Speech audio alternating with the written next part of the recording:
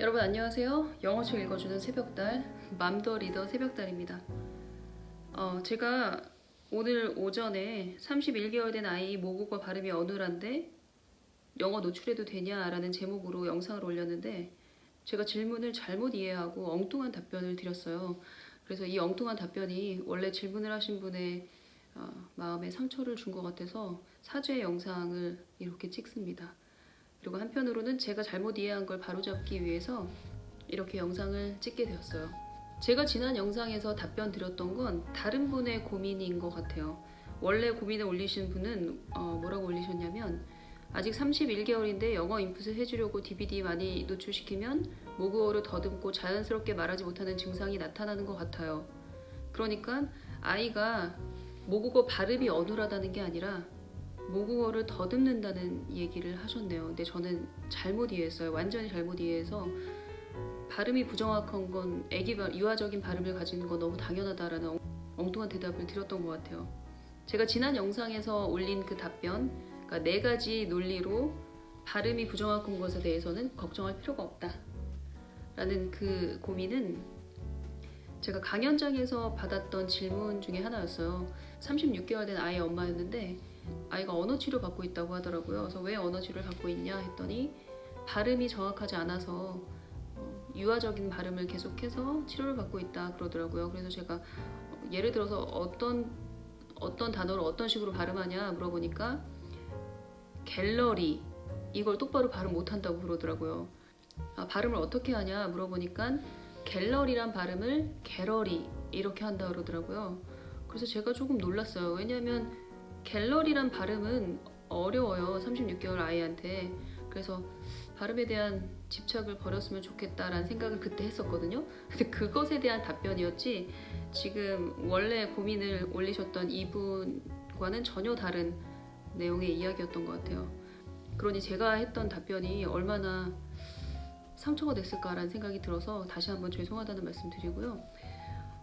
원래 고민을 올리신 이분의 고민은 말을 더듬는 현상, 넓게 얘기를 하면 이게 약간 틱 현상 같은 거거든요. 이상 행동을 반복적으로 하는 것, 그 중에 대표적인 것이 이제 말 더듬는 현상인데 실질적으로 이런 비슷한 고민을 하시는 분이 답변을 주셨어요. 이 답변이 도움이 될 것 같아서 한번 나눠드릴게요.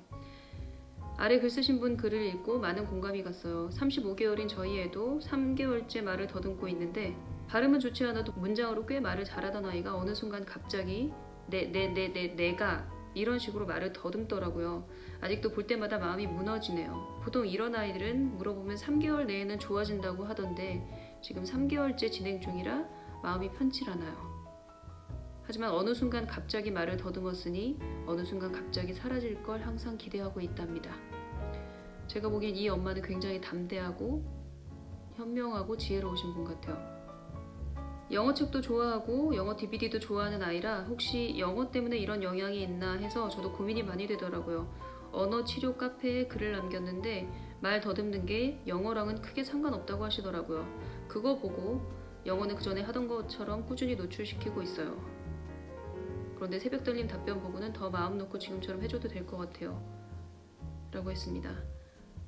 실제로 이분이 말씀하신 것처럼 말을 더듬는 현상은 영어 노출과는 제가 보기에도 큰 관련이 없는 것 같아요. 말 더듬는 현상은 심리적인 그런 현상인 것 같아요. 예전에는 저도 사실 이런 틱 장애를 보이거나 어떤 말을 더듬는 현상을 보이는 건 그러니까 외부에서 어떤 스트레스를 받았기 때문에 생기는 거라고 생각했어요.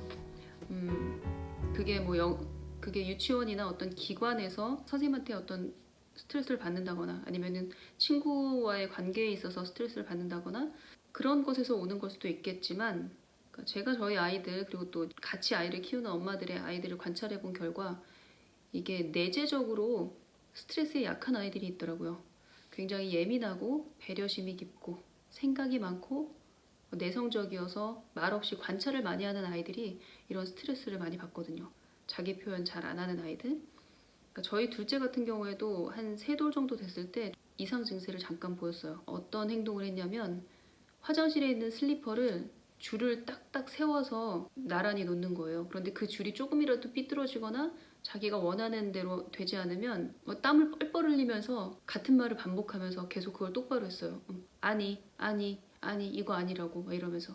그래서 그때 저는 사실 이 엄마처럼 아이가 말을 더듬어서 마음이 무너졌다라는 이 엄마처럼 저도 굉장히 놀랐어요.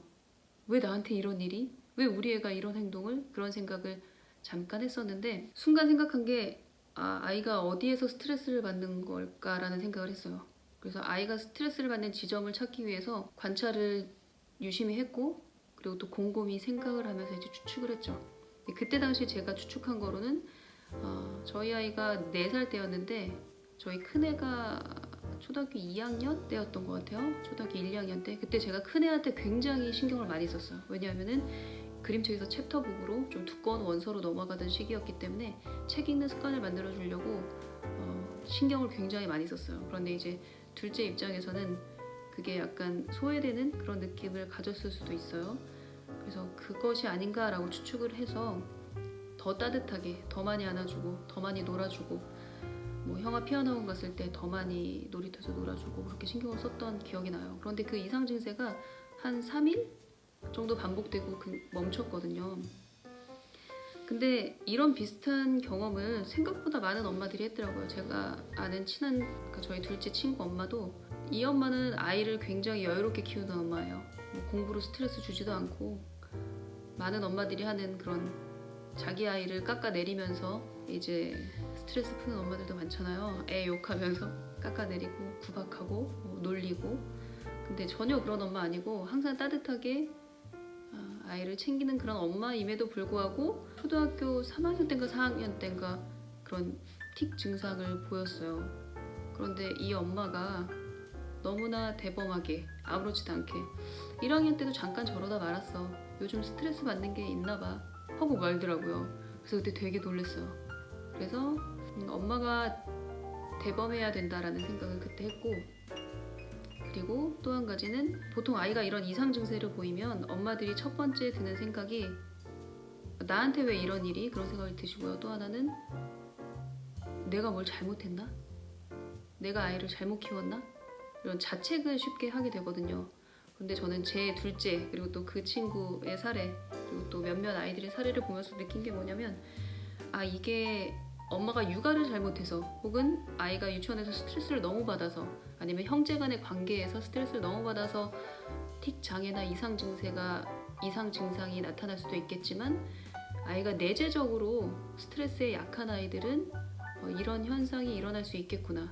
그리고 말로 조잘조잘 자기 감정이나 자기 느낌을 잘 표현하지 못하는 어린아이일수록 이런 이상 증세가 일어나는 게 당연하겠구나라는 그런 생각이 들면서 마음이 좀 가벼워졌거든요. 그래서 저는 이렇게 혹시 아이가 갑자기 말을 더듬는다거나 아니면은 이상 증세, 틱 증세를 보이는 그런 현상을 마주쳤을 때 엄마들이 꼭 기억을 해줬으면 좋겠어요. 이건 반드시 지나가는 일이고 엄마가 대범하게 바라보면 바라볼수록 아이는 빨리 치유된다는 거 그리고 엄마가 무너지면 아이는 놀라서 더 증세가 악화된다는 거 말씀드리고 싶고요. 두 번째는 분명히 이런 이상 증세의 원인이 있을 거예요. 그 스트레스의 원인이 무엇인지 곰곰이 생각하고 관찰해야 한다라는 사인이라고 알고 아이를 좀 관찰해보고 앞뒤 상황을 조금 유추해볼 필요가 있고 그래서 그 스트레스의 원인을 찾아서 그걸 줄이는 혹은 없애는 그런 방법을 생각해 보셔야 될 것 같고요. 세 번째는 내가 아무리 사랑 주고 정성을 다 쏟아서 관대하게 따뜻하게 아이를 키워도 아이가 기질적으로 예민하고 스트레스를 많이 받는 아이라면 어쩔 수 없이 이런 이상 증세를 보일 수도 있는데 그럴 때도 너무 당황하지 않으셔도 되고 자책하지 않으셔도 된다라는 얘기를 꼭 드리고 싶어요. 그리고 앞으로는 제가 어떤 질문에 대한 답변을 드릴 때 좀 더 신중하게 영상을 만들도록 하겠습니다. 문장 꼼꼼하게 잘 읽어서 엉뚱한 대답해서 이렇게 어떤 분의 마음을 아프게 하는 그런 일 없도록 앞으로는 더욱더 조심하겠습니다. 그럼 우린 다음 영상에서 또 다른 이야기 나누면서 만나요.